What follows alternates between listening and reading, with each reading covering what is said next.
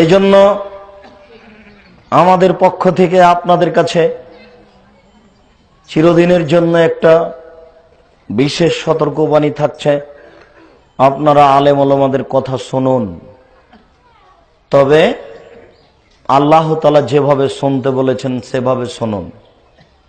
আল্লাহ তাআলা বলেছেন, ফাসআলু আহলা যিকরি ইন কুনতুম লা তা'লামুন, তোমরা জানা মানুষের নিকটে জানো, এক প্রমাণ সহকারে।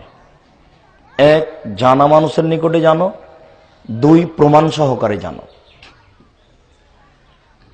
বক্তাকে দাওয়াত দেওয়ার আগে প্রমাণ হতে হবে ইনি জানা কিনা।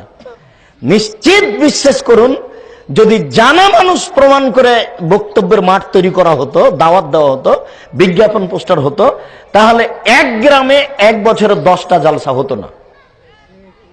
আর এত জালসার বেড়ে যেত না, হাজার হাজার জালসার ব্যবস্থা, বক্তব্যের ব্যবস্থা, যেখানে সেখানে, পাড়ায় পাড়ায়, এক গ্রামে 10টা 15টা 20টা, যেখানে সেখানে, জি, করলেই সব।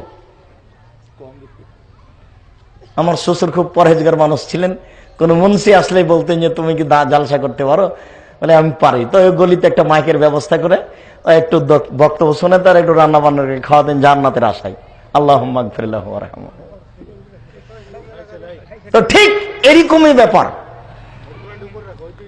আমি যেভাবে বুঝেছি, দিন প্রচার করতে হবে এভাবে, তবে এইভাবে দিন প্রচার করা ইসলাম ধ্বংসের একটা বড় মাধ্যম।